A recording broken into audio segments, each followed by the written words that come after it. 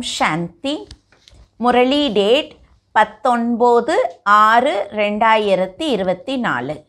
காலை முரளி பாப்தாதா மதுபன்.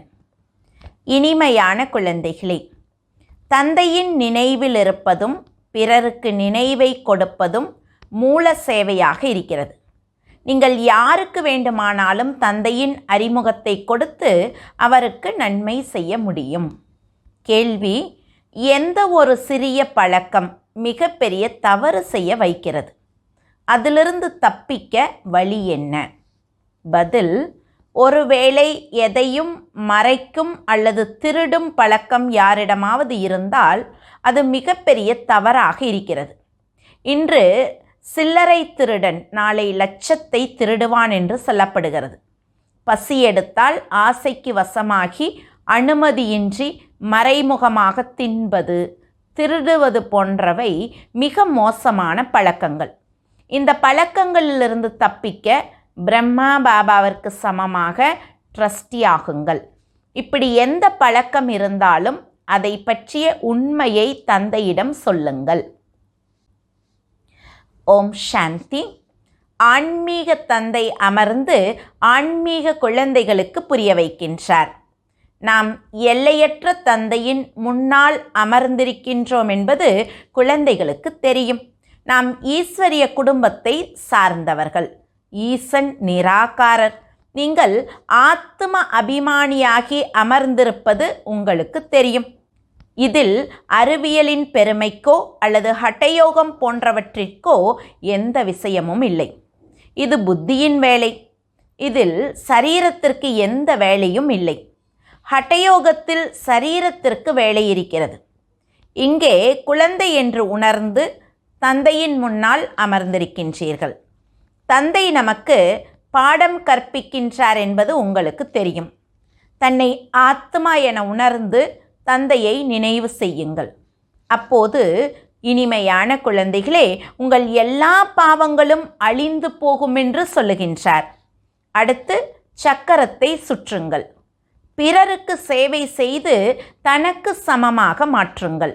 இவர் என்ன சேவை செய்கின்றார் என தந்தை அமர்ந்து ஒவ்வொருவராக பார்க்கின்றார்.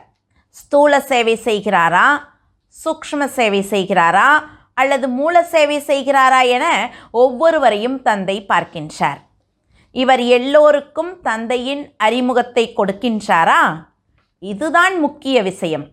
ஒவ்வொரு குழந்தைக்கும் தந்தையின் அறிமுகத்தை கொடுக்கின்றாரா? என்னை நினைவு செய்யுங்கள், அப்போது உங்கள் ஜென்ம ஜென்ம பாவங்கள் அழிந்துவிடும் என்று தந்தை சொல்லுவதை பிறருக்கு புரிய வைக்கின்றாரா? எதுவரை இந்த சேவையில் இருக்கின்றார்? யார் எல்லோரையும் விட அதிக சேவை செய்கிறார் என தன்னை பிறரோடு ஒப்பிட்டு பார்க்கின்றாரா? நான் ஏன் இவரை விட அதிகமாக சேவை செய்யக்கூடாது? என்னால் இவரை விட அதிகமாக நினைவு யாத்திரையில் ஓட முடியுமா என பார்க்கின்றாரா என ஒவ்வொருவரையும் பாபா பார்க்கின்றார். நீங்கள் என்னென்ன சேவை செய்கின்றீர்கள்? ஒருவருக்கு தந்தையின் அறிமுகத்தை கொடுத்து அவருக்கு நன்மை செய்கின்றீர்களா? நேரத்தை வீணாக்குவதில்லை தானே என பாபா ஒவ்வொருவரிடமும் சமாச்சாரத்தை கேட்கின்றார். இதுதான் முக்கிய விஷயம். இந்த நேரம் எல்லோரும் அனாதைகளாக இருக்கின்றார்கள். எல்லையற்ற தந்தையை யாரும் அறியவில்லை. தந்தையிடமிருந்து நிச்சயம் ஆஸ்தி கிடைக்கின்றது. முக்திதாம், ஜீவன் முக்திதாம். இரண்டும் குழந்தைகள் உங்களுக்கு புத்தியில் இருக்கின்றன. இப்போது நாம் படித்து கொண்டிருக்கின்றோம். பிறகு சொர்க்கத்திற்கு வந்து ஜீவன் முக்தியின் அரச பாக்கியத்தை பெறுவோம். மற்றபடி இப்போது இருக்கும் மற்ற தர்மங்களை சேர்ந்த எண்ணற்ற ஆத்மாக்கள் யாரும் இருக்க மாட்டார்கள். நாம் மட்டுமே பாரதத்தில் இருப்போம். புத்தியில் என்னென்ன இருக்க வேண்டும் என்பதை தந்தை அமர்ந்து குழந்தைகளுக்கு கற்பிக்கின்றார். இங்கே நீங்கள் சங்கம் யுகத்தில் அமர்ந்திருக்கின்றீர்கள். அதனால் உங்கள் உணவு பானங்கள் எல்லாம் சுத்தமாக பவித்திரமாக இருக்க வேண்டும். நாம் எதிர்காலத்தில் அனைத்து குணங்களும் நிறைந்தவர்களாக 16 கலைகள் சம்பூர்ண நிர்விகாரிகளாக ஆகிறோம் என்பது உங்களுக்கு தெரியும். இந்த புகழ் சரீரதாரி ஆத்மாக்களுக்கு இருக்கிறது. வெறும் ஆத்மாவிற்கே புகழே கிடையாது. ஒவ்வொரு ஆத்மாவின் பாகமும் தனித்தனியாக இருக்கிறது. அதை இங்கே வந்து நடிக்கிறது. நாம் இவரை போல் ஆக வேண்டும் என்ற குறிக்கோள் உங்கள் புத்தியில் இருக்கிறது. குழந்தைகளே, பவித்திரமாக மாறுங்கள் என்பது தந்தையின் கட்டளை. எப்படி பவித்திரமாக இருப்பதென்று கேட்பார்கள். ஏனென்றால் மாயாவின் புயல் அதிகம் வருகிறது. புத்தி எங்காவது சென்று விடுகிறது. அவற்றிலிருந்து எப்படி விடுபடுவது என்று குழந்தைகளின் புத்தி வேலை செய்கிறது. வேறு யாருடைய புத்தியும் வேலை செய்வதில்லை. அப்பா, டீச்சர், குருவும் உங்களுக்கு கிடைத்திருக்கின்றார். மிக உயர்ந்தவர் பகவான் என்பது உங்களுக்கு தெரியும்.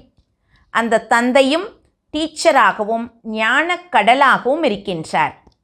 ஆத்மாக்கள் நம்மை கூடவே அழைத்துச் செல்லுவதற்கு தந்தை வந்திருக்கின்றார். சத்தியுகத்தில் மிக குறைவான தேவி தேவர்கள் இருப்பார்கள். இந்த விஷயங்கள் உங்களைத் தவிர வேறு யாருடைய புத்தியிலும் இருக்காது. விநாசத்திற்கு பிறகு குறைந்த எண்ணிக்கையில் நாம் மட்டுமே இருப்போம் என்பது உங்கள் புத்தியில் இருக்கிறது. மற்ற இத்தனை தர்மங்களும் கண்டங்களும் இருக்காது. நாமே உலகத்தின் எஜமானர்களாக இருப்போம். நமது ஒரு ராஜ்யம் மட்டுமே இருக்கும். அது மிகுந்த சுகமான ராஜ்யமாக இருக்கும். மற்றபடி அதில் வெரைட்டி பதவியுடையவர்கள் இருப்பார்கள். நமது பதவி என்னவாக இருக்கும்? நாம் எவ்வளவு ஆன்மீக சேவை செய்கின்றோம் என்று தந்தையும் கேட்கின்றார். அதற்காக தந்தை அனைவரின் மனதை அறிந்தவர் என்பது கிடையாது. நான் என்ன செய்கின்றேன் என்று ஒவ்வொரு குழந்தையும் தானே புரிந்து கொள்ள முடியும். ஸ்ரீமத் படி 1ஆம் நம்பர் சேவையை இந்த தாதாவே செய்கின்றார் என்பதை நிச்சயம் புரிந்திருப்பீர்கள். இனிமையிலும் இனிமையான குழந்தைகளே, தன்னை ஆத்மா என உணருங்கள். தேக அபிமானத்தை விடுங்கள் என்று தந்தை அடிக்கடி புரிய வைக்கின்றார். தன்னை ஆத்மா என்று எவ்வளவு நேரம் உணர்கின்றீர்கள்? நான் ஆத்மா என்பதை உறுதி செய்ய வேண்டும். தந்தையை நினைவு செய்ய வேண்டும். இதன் மூலமாகவே படகு கரை சேரும். நினைவு செய்து செய்து பழைய உலகத்திலிருந்து புதிய உலகத்திற்கு சென்று விடுவீர்கள். இப்போது இன்னும் கொஞ்சம் நேரம் இருக்கிறது. பிறகு நாம் நமது சுகதாமத்திற்கு சென்று விடுவோம். தந்தையின் அறிமுகத்தை அனைவருக்கும் கொடுப்பதே முக்கிய ஆன்மீக சேவை. இது முற்றிலும் எளிய விஷயம். ஸ்தூல சேவை செய்வதற்கும் உணவு சமைப்பதற்கும் சாப்பிடுவதற்கும் முயற்சி தேவைப்படுகிறது.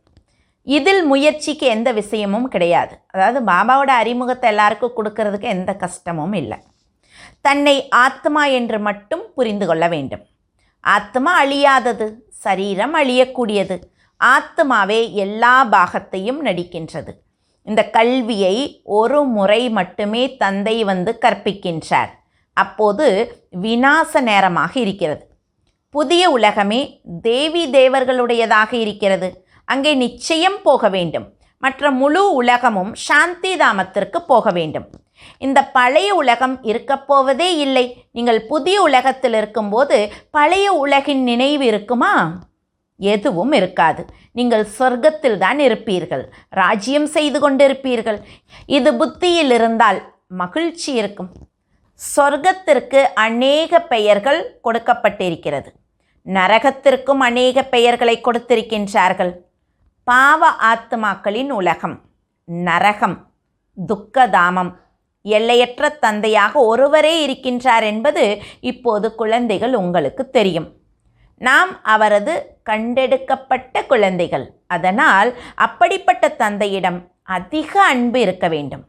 யார் அதிகமாக சேவை செய்கின்றாரோ, முட்களை மலர்களாக மாற்றுகின்றாரோ, அந்த குழந்தைகளிடம் தந்தைக்கும் அதிக அன்பு இருக்கிறது.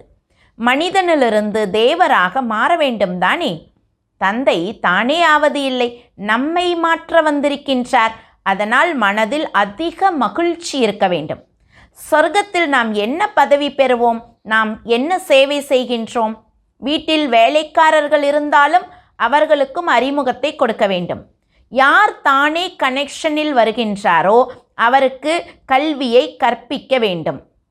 அபலைகளுக்கும் ஏழைகளுக்கும் காட்டுவாசிகளுக்கும் என எல்லோருக்கும் சேவை செய்ய வேண்டும். ஏழைகள் அதிகமாக இருக்கின்றார்கள். அவர்கள் திருந்துவார்கள். பாவம் போன்ற எதையும் செய்ய மாட்டார்கள். இல்லை என்றால் பாவ செயல்களை செய்து கொண்டே இருக்கின்றார்கள். பொய்யர்களும் திருடர்களும் எவ்வளவு பேர் இருக்கின்றார்கள் என்பதை பார்க்கின்றீர்கள். வேலைக்காரர்களும் திருடுகின்றார்கள். இல்லை என்றால் வீட்டில் குழந்தைகள் இருக்கும்போதே எதற்கு பூட்டு போட வேண்டும்? எனினும் இந்த காலத்தில் குழந்தைகளும் திருடர்களாக இருக்கின்றார்கள். எதையாவது மறைமுகமாக எடுத்து விடுகின்றார்கள். யாருக்காவது பசி எடுத்தால் ஆசையின் காரணத்தால் சாப்பிட்டு விட்டு விடுகின்றார்கள். ஆசைப்படுபவர்கள் நிச்சயம் எதையாவது திருடி சாப்பிடுவார்கள். இது சிவபாபாவின் பண்டாரா. இதில் ஒரு பைசாவை கூட திருடக்கூடாது. பிரம்மாவோ ட்ரஸ்டியாக இருக்கின்றார். எல்லையற்ற தந்தையான பகவான் உங்களிடம் வந்திருக்கின்றார். பகவானுடைய வீட்டில் யாராவது எப்போதாவது திருடுவார்களா என்ன? கனவில் கூட கிடையாது. மிக உயர்ந்தவர் சிவபகவான் என்பது உங்களுக்கு தெரியும். அவருக்கு நாம் குழந்தைகள். அதனால் நாம் தெய்வீக செயல்களை செய்ய வேண்டும். நீங்கள் ஜெயிலுக்கு சென்று திருடுபவர்களுக்கு ஞானத்தை கொடுக்கின்றீர்கள். இங்கே எதை திருடுவீர்கள்? சில நேரம் மாம்பழத்தை எடுக்கின்றீர்கள். ஏதாவது பொருளை எடுத்து சாப்பிடுகின்றீர்கள்.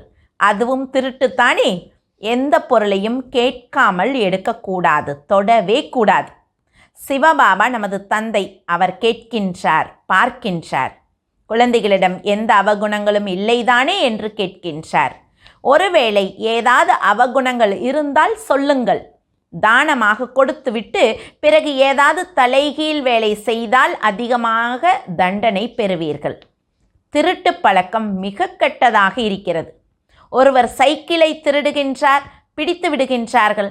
ஒருவர் கடைக்கு போகின்றார், பிஸ்கட் டப்பாவை மறைமுகமாக எடுத்துக்கொள்ளுகின்றார். அல்லது ஏதாவது சின்ன சின்ன பொருட்களை எடுத்து மறைத்து வைத்துக் கொள்ளுகின்றார். கடைக்காரர் மிக கவனமாக வைத்திருக்கின்றார். அப்படி இதுவும் மிகப்பெரிய அரசாங்கம். பாண்டவ அரசாங்கம் தனது தேவ ராஜ்யத்தை ஸ்தாபனை செய்து கொண்டிருக்கிறது. நானோ ராஜ்யம் செய்வதில்லை என்று தந்தை சொல்லுகின்றார். பாண்டவர்கள் நீங்களே ராஜ்யம் செய்கின்றீர்கள். அவர்கள் ஸ்ரீ கிருஷ்ணரை பாண்டவபதி என்று சொல்லிவிட்டார்கள். பாண்டவ பிதா யார்? அவர் முன்னால் அமர்ந்திருப்பது உங்களுக்கு தெரியும். நான் பாபாவிற்கு என்ன சேவை செய்கின்றேன் என்பதை ஒவ்வொருவரும் மனதில் புரிந்து கொள்ள முடியும். தந்தை நமக்கு உலகின் அரச பாக்கியத்தை கொடுத்துவிட்டு தான் வானப்பிரஸ்தத்திற்கு போகின்றார். எவ்வளவு தன்னலமற்ற சேவை செய்கின்றார்! எல்லோரும் மகிழ்ச்சியும் அமைதியும் பெறுகின்றார்கள். உலகில் அமைதி ஏற்பட வேண்டுமென்று அவர்கள் சும்மா சொல்லுகின்றார்கள். அமைதி பரிசை கொடுத்து கொண்டே இருக்கின்றார்கள். இங்கே நமக்கு மிகப்பெரிய பரிசு கிடைப்பது குழந்தைகள் உங்களுக்கு தெரியும். யார் நன்றாக சேவை செய்வாரோ அவருக்கு மிகப்பெரிய பரிசு கிடைக்கின்றது. தந்தையின் அறிமுகத்தை கொடுப்பது மிகப்பெரிய சேவை. இதை யார் வேண்டுமானாலும் செய்ய முடியும். குழந்தைகள் இப்படி ஆக வேண்டுமென்றால், அதாவது தேவதைகள் ஆக வேண்டுமென்றால் சேவை செய்ய வேண்டும். இவரை பாருங்கள். இவர் லௌகீக குடும்பத்தில் இருந்தார். இவரை பாபா செய்ய வைத்தார். இதை செய்யுங்கள் என்று இவருக்குள் பிரவேசம் செய்து இவருக்கு சொல்லுகின்றார். அதாவது பிரம்மா பாபா லௌகீகத்தில் தான் இருந்தார். சிவபாபா அவருக்குள்ள பிரவேசம் செய்து என்னென்ன செய்யணும்னு சொல்லி கொடுத்தார். உங்களுக்கும் சொல்லுகின்றார். எனக்கு எப்படி சொல்வார்? எனக்குள் பிரவேசம் செய்து செய்ய வைக்கின்றார். செய்பவரும் செய்ய வைப்பவருமாக இருக்கின்றார். இதை விட்டுவிடு, இது சீச்சி உலகம், வைகுண்டத்திற்கு போ என்று அமர்ந்தபடியே சொன்னார். இப்போது வைகுண்டத்திற்கு எஜமானராக ஆக வேண்டும். வைராக்கியமும் வந்துவிட்டது. அவ்வளவுதான். இவருக்கு என்னவாயிற்று? இவ்வளவு பெரிய நல்ல வியாபாரம், இப்படி என்ன செய்கின்றார்? இவர் சென்று என்ன செய்ய போகின்றார் என்பது தெரியவில்லை என்று எல்லோரும் யோசித்தார்கள். சிவபாபா வந்தார், நீ வைகுண்டத்தை ஸ்தாபனம் பண்ணும், இந்த சேவை செய்யுன்னு சொன்னார். உடனே அவர் பிஸ்னஸ் எல்லாம் விட்டுட்டு என்ன பண்ணுறாரு?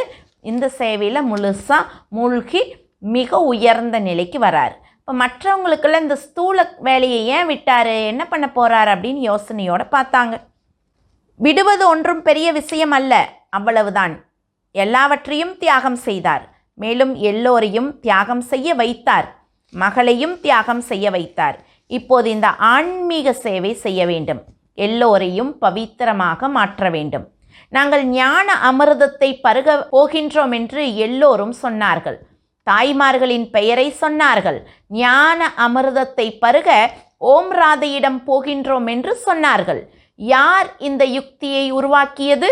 சிவபாபா இவருக்குள் பிரவேசம் செய்து எவ்வளவு நல்ல யுக்திகளை உருவாக்கி இருக்கின்றார். அதனால் ஒருவர் வருவார், ஞான அமிர்தத்தை பருகுவார். அமிர்தத்தை விடுத்து விஷத்தை ஏன் குடிக்க வேண்டும் என்றும் பாடல் இருக்கிறது. விஷத்தை விடுத்து ஞான அமிர்தத்தை பருகி தூய்மையான தேவர்களாக மாற வேண்டும். ஆரம்பத்தில் இந்த விஷயம் இருந்தது. யார் வந்தாலும் தூய்மையாக மாறுங்கள் என்று அவர்களுக்கு சொல்லப்பட்டது. அமிர்தத்தை குடிக்க வேண்டுமென்றால் விஷத்தை விட வேண்டும். தூய்மையான வைகுண்டத்திற்கு எஜமானர்கள் ஆக வேண்டுமென்றால் ஒருவரை மட்டும் நினைவு செய்ய வேண்டும்.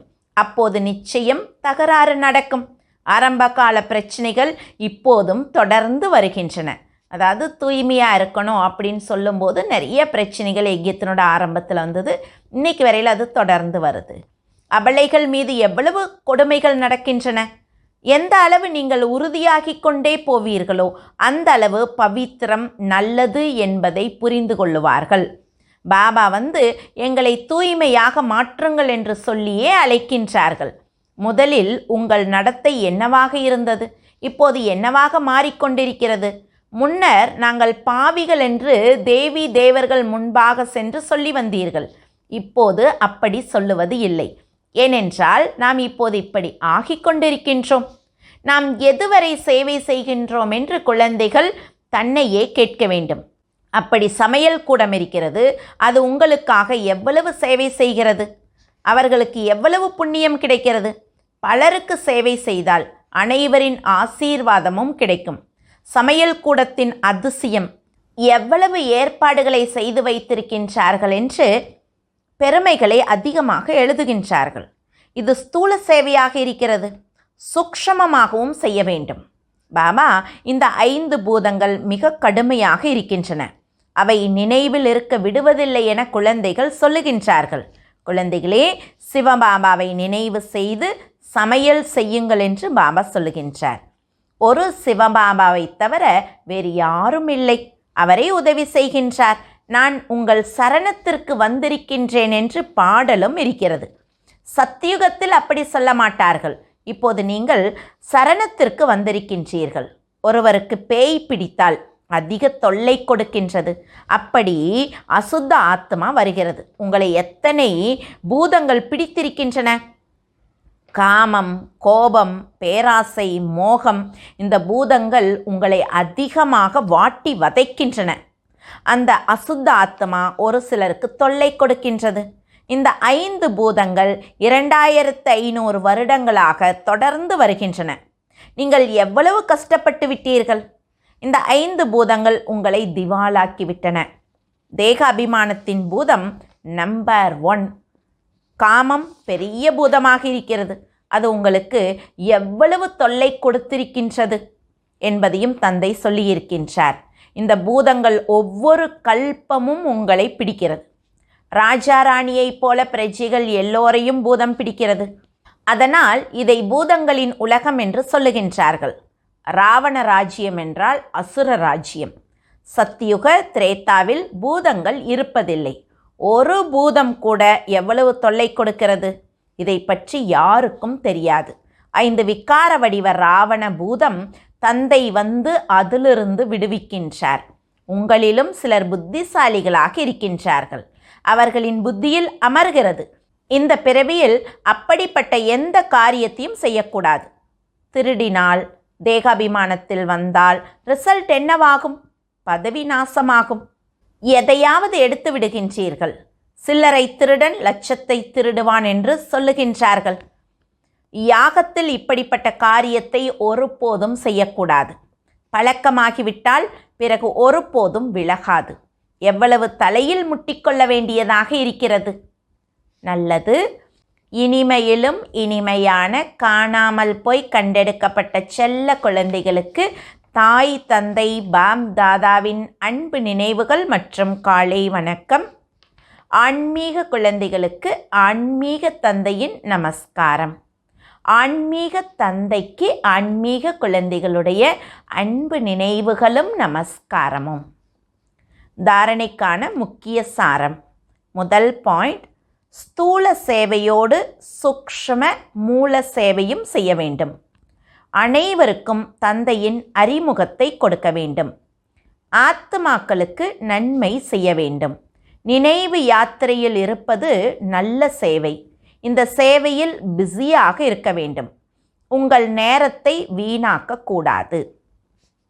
2வது பாயிண்ட், புத்திசாலியாகி 5 விகார வடிவ பூதங்களை வெற்றி பெற வேண்டும். திருடுவது, பொய் சொல்லுவது போன்ற பழக்கங்களை விட்டுவிட வேண்டும். தானமாக கொடுத்த பொருளை திரும்ப பெறக்கூடாது. வரதானம், சரீர வியாதிகளின் கவலைகளிலிருந்து விடுபட்டு ஞான சிந்தனையும் சுய சிந்தனையும் செய்யும் சுபச்சிந்தக் ஆகுக. 1 சரீர வியாதி வருவது, மற்றது வியாதியால் நிலை குலைவது. வியாதி வருவதோ நிச்சயிக்கப்பட்டது.